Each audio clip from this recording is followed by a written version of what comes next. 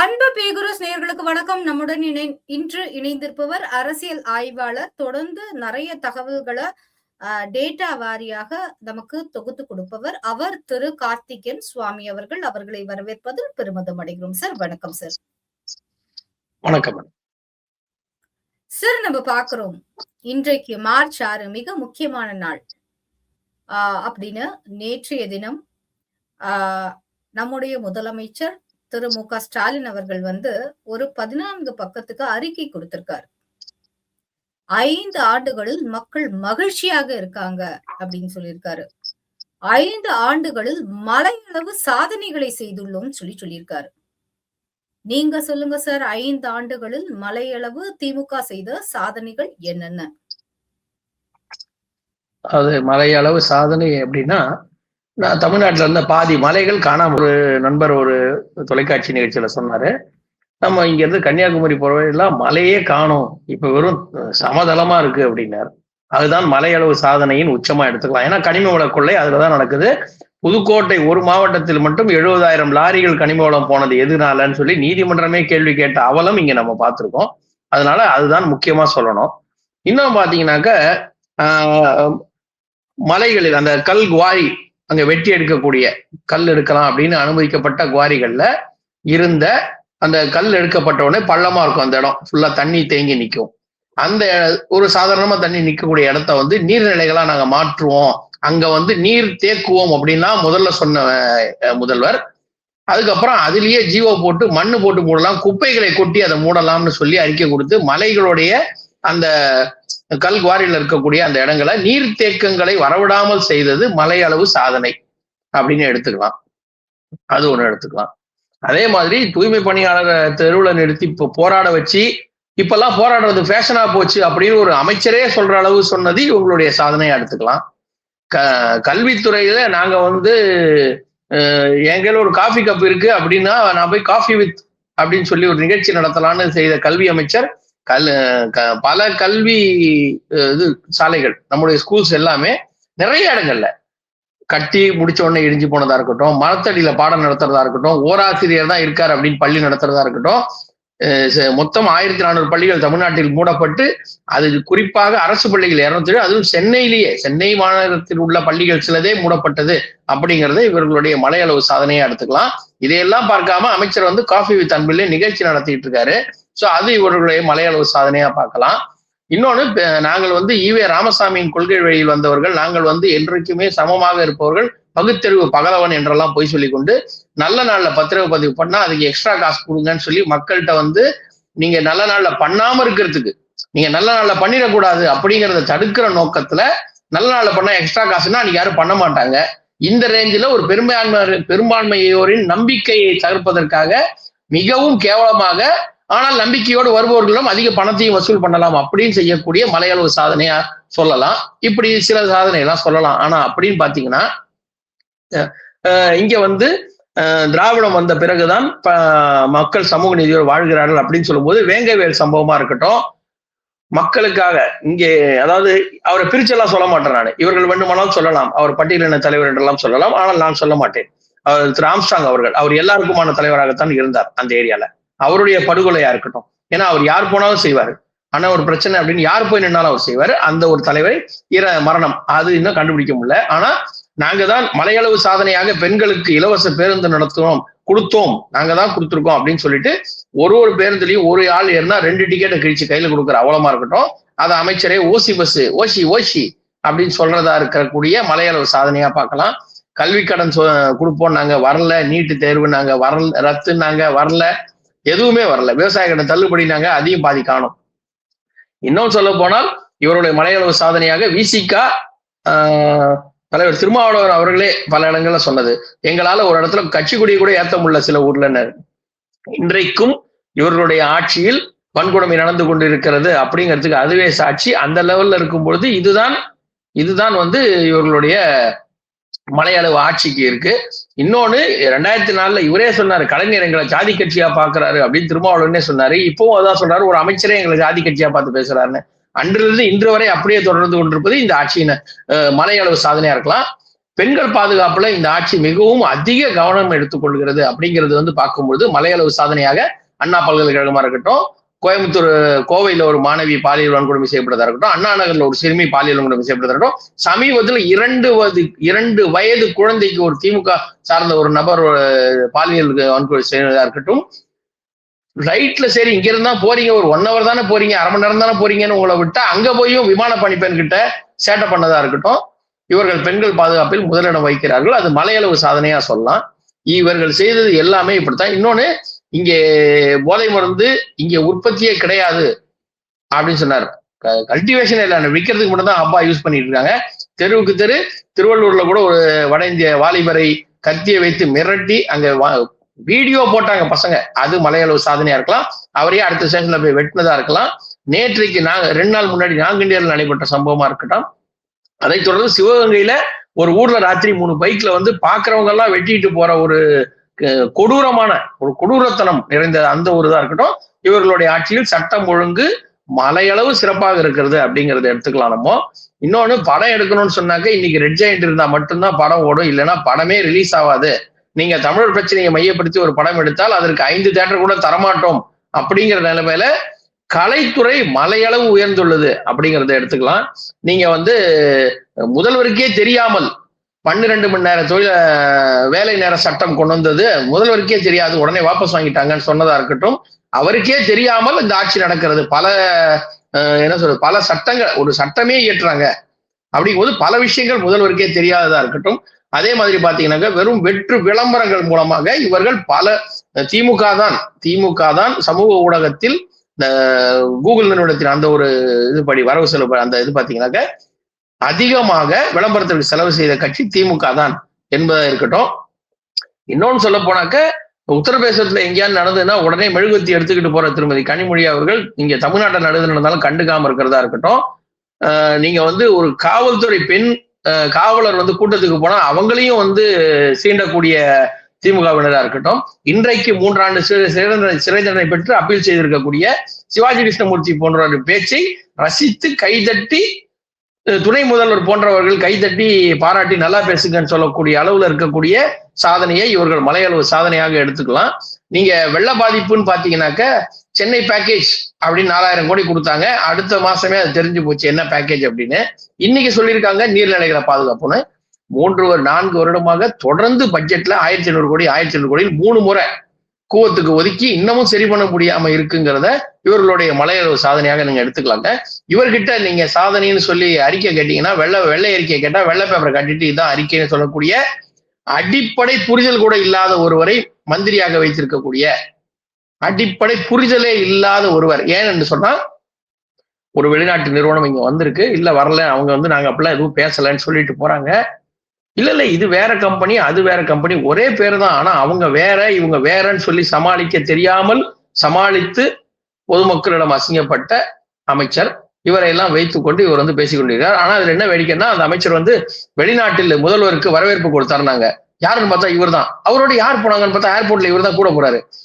இவர் பிளைட்ல கூடயே போயிட்டு அவருக்கு முன்னால குடுக்குடுன்னு இறங்கி வெளியில உட்காந்து வெளியில நின்று பொக்கையை கொடுத்துட்டு முதல்வரை வெளிநாட்டில் வரவேற்றேங்கிறாரு. எங்கெங்க போனீங்கன்னா நான் தான் கூட போனேன், அப்புறம் நானே தான் கொடுத்தேன், எல்லாமே இவர் தான். அதனால வந்து இவங்க தானே தலைவர், தானே தலைவர் மாதிரி இவங்களே தானே எல்லாம். இதுவா இருக்கட்டும். நீங்க இன்னொன்னு, காசு கொடுத்தேன், நாங்க வந்து மக்களுக்கு 5000 ரூபாய் கொடுத்தோம், 3000 ரூபாய் கொடுத்தோம், மகளிர் உரிமை தொகை எல்லாம் கொடுத்தோம்னாங்க. அது ஆதி திராவிட நலத்துறையில இருந்து கேட்டா என்ன சொன்னாங்கன்னா, சட்டமன்றம் கட்டப்பட்ட போது கூட இதுல இருந்து தானே பணம் எடுத்திருக்கீங்க அப்படின்னு கேள்வி கேட்ட போது கலைஞரே சொன்னது, அவங்களும் தானே எம்எல்ஏவா வந்து உட்கார போறாங்க, அதனால அந்த தொகை இதுக்கு செலவிடலாம், தப்பு இல்லைன்னு ஒரு அறிக்கை, ஒரு சமாளிப்பு கொடுத்தாரு இல்லையா. அது மாதிரி இதுல இருந்து எடுத்து அது கொடுத்துட்டு அவங்களுக்கும் தானே பயன்படுறாங்கன்னாரு. அப்படி அதுல ஒரு பேச்சாளர் வேற சொன்னாங்க, திமுக பேச்சாளர், அந்த மக்களும் தானே இதுல பயனாளர்கள், அதனால கொடுத்தோம் அப்படின்னாங்க. என்னன்னு கேட்டா, பெரும்பான்மையாக அந்த மக்கள் நாங்க. அப்ப பெரும்பான்மையா அந்த மக்களை இன்றும் 1000 ரூபாய் கிடைக்குமா என்று பார்க்கக்கூடிய நிலைமையில் வைத்திருக்கிற சமூக நீதி பேசக்கூடிய திமுகவின் ஆட்சியை இது மலையளவு சாதனையாக எடுத்துக்கலாம். நம்ம 100 நாள் வேலை திட்டத்துல வரவங்க வந்து வச்சு அந்த சம்பளத்துல, அவங்களுக்கு கொடுக்குற சம்பளத்துல கலைஞர் கனவு இல்லத்தை கட்டிட்டு நாங்க தான் செஞ்சோம் மாறு தட்டி கொள்ளக்கூடிய ஸ்டிக்கர் ஒட்டுறதுல மலையளவு சாதனையா எடுத்துக்கலாம்.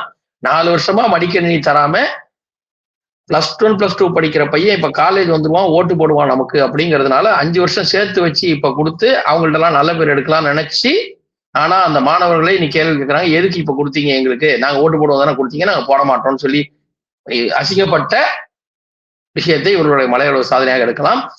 இன்ஃபேக்ட் சொல்ல போனா நாங்கள் 200 ஜெயிப்போம், நாங்கள் 234 ஜெயிப்போம்லாம் சொல்லி மக்கள் எங்கள் பக்கம் 2 கோடி வாக்கு 2.5 கோடி வாக்குன்னாங்க. திரு பிடிஆர் அவர்கள் ஒரு முதியவர் ஒருத்தருக்கு சக்கர நாற்காலி கொடுத்துட்டு யார் கொடுத்தாங்க தெரியுதா அப்படின்னு பக்கத்துல இருந்து கேட்டபோது எம்ஜிஆர் அப்படின்னாரு.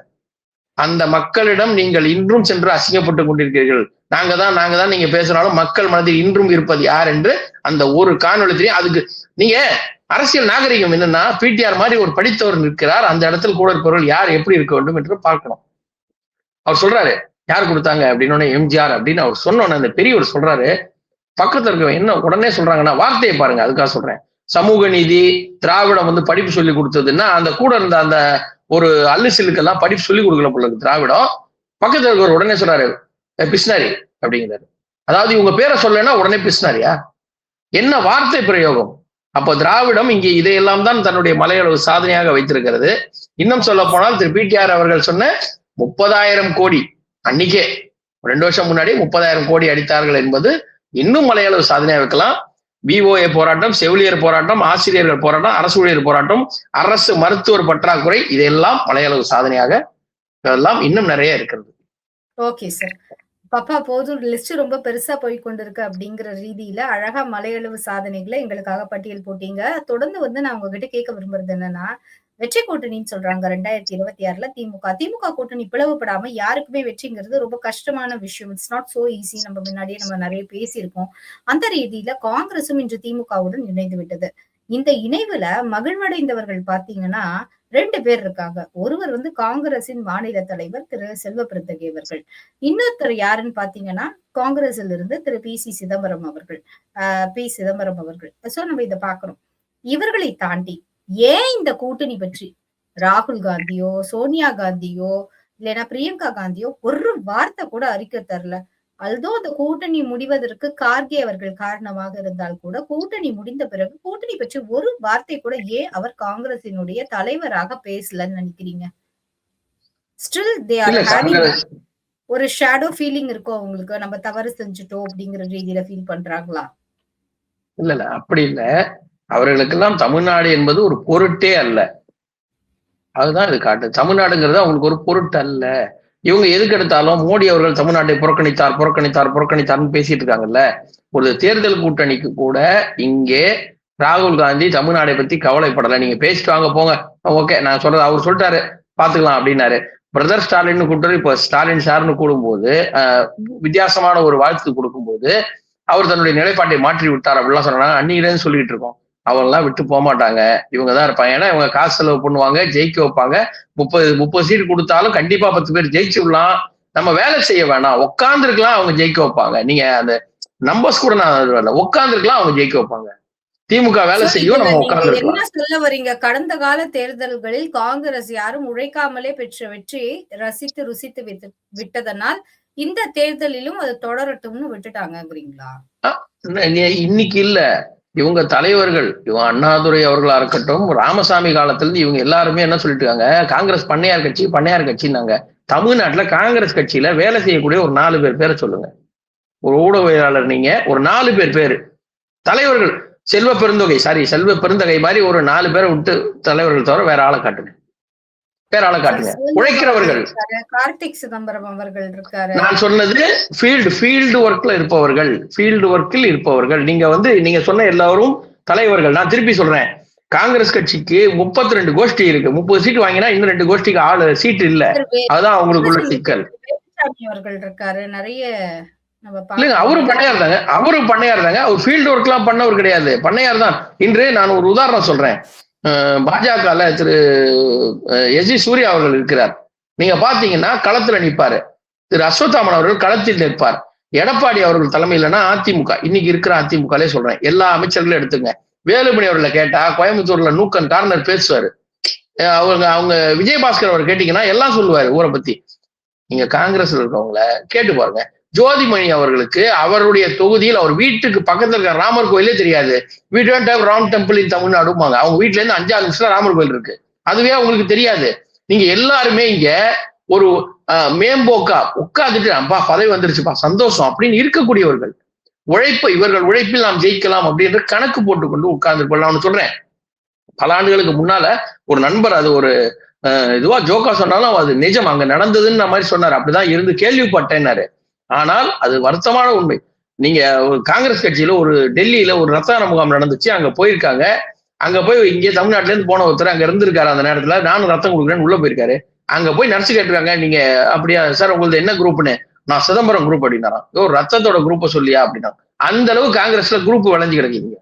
நீங்க இருக்கிறது அத்தனையும் எல்லாருமே தலைவர்கள்னா யார் தொண்டர், யார் வேலை செய்வார், யார் வேலை செய்வார்? அவங்களுடைய தலைவர் மாயூரா ஜெயக்குமார் கொல்லப்பட்டாரு. அதுக்காக இதுவரைக்கும் எந்த காங்கிரஸில் ஒருவராவது பேசியிருப்பார்களா? இந்த அரசாங்கத்தோட ஒருவராவது கண்டனம் தெரிவித்து பேசியிருப்பாரா?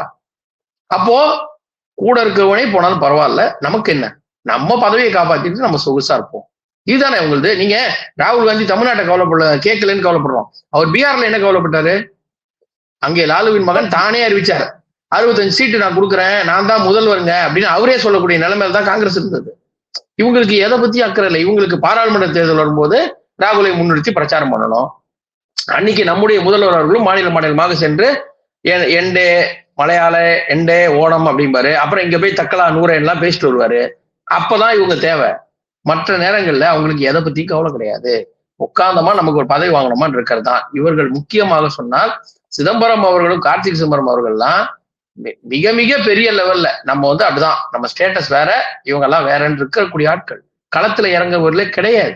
அதுதான் இங்க பிரச்சனை. Okay sir. சார், நான் உங்ககிட்ட 3வதாக கேட்க விரும்பும் கேள்வி ரொம்ப முக்கியமான கேள்வி. என்டிஏ கூட்டணியில சலசலப்பு இருக்கா? ஏன் கேட்கிறேன் அப்படின்னா, விஜய் தனித்து விடப்பட்டிருக்க. எடப்பாடி ஒருவேளை நினைக்கிறாரோ, இந்த மாதிரி விஜய்க்கு 50 சீட்டு கொடுத்த துணை முதலமைச்சர் அந்த மாதிரி பண்ணுவோம், பண்ணி நம்மளே இப்போ என்டிஏல இருந்து வெளியில வந்துருவோம் அப்படிங்கிற மாதிரியான ஒரு எண்ணம் இபிஎஸ் அவர்களுக்கு இருக்கிறதா?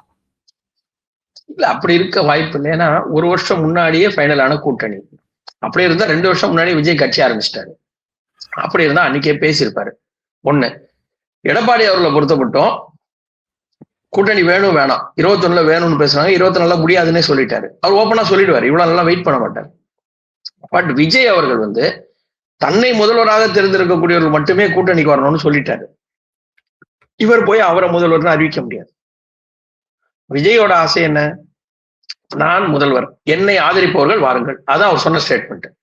அவங்க கூட இருக்கவங்களும் திரு விஜய் அவர்களை முதல்வராக ஆக்குவதற்கு யாரெல்லாம் வருகிறீர்களோ வாருங்கள்லாங்க. ஒருத்தருமே வரல. தமிழ்நாட்டு மக்கள் மாதிரி யாருமே கூட்டணிக்கும் வரல. ஏன்னா எந்த மக்களும் தயாரால, அது மாதிரி கூட்டணி கட்சி எந்த கட்சியும் கூட்டணிக்கு தயாரால. ஆனால் எடப்பாடி அவர்கள் மௌனமாக இருக்கிறதெல்லாம் நீங்க இப்போ வரைக்கும் பேசிட்டு தான் இருக்காரு. அமித்ஷா வந்தாலும் பேசுறாரு, நயனார் வந்தாலும் பேசுறாரு, அண்ணாமலை அவர்களோடும் பேசுற, எல்லாரோடையும் இப்போ இணக்கம் ஆயிட்டாங்க. அவங்க அந்த செட்டில் ஆயிடுச்சு. பாமக கூட்டணிக்கு வந்த போதும் பாமக செட்டில் ஆயிடுச்சு. நீங்க இப்ப தேமுதிகவை பொறுத்த மட்டும் 2 பக்கமும் அவங்க பேசுனாங்க. இந்த பேரம் படிச்சிருச்சு, இங்க போயிட்டாங்க, அவ்வளவுதான். அவங்க ஒரு கம்பெனி பேரம் பேசினாங்க, இது ஒத்து வரல, இது ஒத்து வந்து போயிட்டாங்க, அதை விட்டுருங்க. ஓபிஎஸ் அவர்கள் கூட திருப்பதி சொல்றோம், ஓபிஎஸ் இங்க வருவார், என்டிஏவுக்காக அவருக்காக இருந்தவர்கள், தோள் கொடுத்தவர்கள் என்ற முறையில் வருவார் என்று காத்திருந்தது நிஜம்.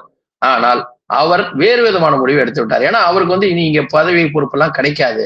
அப்படிங்கும் பொழுது சரி, நம்ம எந்த விதத்திலையும் இங்க திருப்பி உள்ள வர முடியாதுங்கும் போது இவரை எதிர்த்தாகணும், எடப்பாடி எதிர்த்தாகணும்ன்ற கட்டாயத்துக்காக அங்க போய் நின்றுட்டார். ஏற்கனவே அவர் முதல்வர் வாக்கிங் போகும்போது 2 முறை போய் நின்று வணக்கம்லாம் சொல்லிட்டு வந்தார். இப்ப அதை கன்ஃபார்ம் பண்ணிட்டார். அவங்க வீட்டு துக்கம் கேட்க போனேன்னாரு, சும்மா போகும்போது வணக்கம் சொன்னேன்னாரு. அவர் பாத்தீங்கன்னா அவர் வணக்கம் சொன்ன விதம் கூட பாத்தீங்கன்னாக்க, திமுக முன்னே ஒரு டிராமா கம்பெனி ஏற்பாடு பண்ணாங்க. ஒருத்தரை உங்க அப்பா மாதிரியே ஆட்சி பண்றேன், நல்லா இருக்கு அப்படின்லாம் 2 பேரும் சொல்லிட்டு போவாங்க. அந்த மாதிரியே இவரையும் நிக்க வச்சு டிராமா பண்ணாங்க. இவரு போய் சேர்ந்துட்டார். இதுல என்ன பெரியதுன்னா, நாங்கள் இருக்கும் வரை அதிமுக கோட்டை, நாங்கள் போய்விட்டால் ஓட்டைலாம் டைலாக், இந்த ரைம் டைலாக் எழுதி கொடுத்துருக்காங்க யாரும். அதெல்லாம் அவங்க பண்ணட்டும். பட் என்டிஏ கூட்டணி என்பது இன்றைக்கு இருக்கக்கூடிய லெவல்ல ஸ்ட்ராங்கா தான் இருக்கு. அவர்களுக்கு கணக்கு தெரியும், இவர்களுக்கு எப்படி என்ற கணக்கு தெரியும். இப்போ தேமுதிக இல்ல. நீங்க இன்னொன்னு புரிஞ்சுக்கணும், ஏடிஎம்கே இங்க முதல்வர் வேட்பாளர் என்றால் ஆளுமை அதுவென்று காட்டினால்தான் மக்களுக்கு தெரியும். இரட்டை இலை என்பதை மக்களுக்கு காட்ட வேண்டும். நீங்க அவங்கள சுருக்கம் சுருக்கம் சுருக்கம் எவ்வளவு சுருக்க முடியுமோ சுருக்குங்க, உங்களுடைய தொகுதியை குறைச்சிக்கங்க எல்லாம் கேட்க கூடாது. திமுக 170 நின்னா சமபலத்தில் அதிமுக நின்றால் மட்டும்தான் இங்கே இருவருக்கும் போட்டி என்று வரும். இல்லைன்னா விஜய் மாதிரி தினம் எனக்கும் திமுகவுக்கும் போட்டி, எனக்கும் திமுக, எதுக்கு உங்களுக்கும் திமுகவுக்கும் போட்டினா ஆளுங்கட்சி அவங்க தானே, அதனால எங்களுக்கு அவங்களுக்கும் போட்டி, எங்களுக்கு அவங்களுக்கு போட்டின்னு தினம் அவரே சொல்றாரு. யாருமே சொல்லணும்னா அவர் சொல்றாரு. இது கணக்கு இல்லை. அதிமுக கூட்டணி, என்டிஏ கூட்டணி என்பது வலுவா இருக்குது. பிரதமர் பலமுறை பேசிவிட்டார், அமித்ஷா அவர்களும் பேசிவிட்டார். இதற்கு மேல் எடப்பாடி அவர்கள் செல்ல முடியாது, மாட்டார். ஏன்னா அவர் முடிவெடுத்தா சொல்லிடுவார், இல்லைங்க உங்க கணக்கு எனக்கு வராது, உங்களுக்கு இவ்வளவுதான் தொகுதி இருக்குன்னா முதலே சொல்லியிருப்பார். அவரை பத்தி இன்னும் தெரியணும்னா 21 தேர்தலும் போதே, 2021 தேர்தலும் போதே ஃபைல் வச்சுக்கிட்டு இவ்வளவு தொகுதி இருக்கு, இவ்வளவு தொகுதி இருக்கு, இத்தனை கணக்கு இருக்குன்னு பேசினாருன்னா அப்பன்னைக்கு அதனால அந்த கூட்டணிக்கு பாதிப்பு வர வாய்ப்பு இல்லை அப்படின்னு தான் இப்போதைய நிலைமையில பார்க்கும். ஓகே.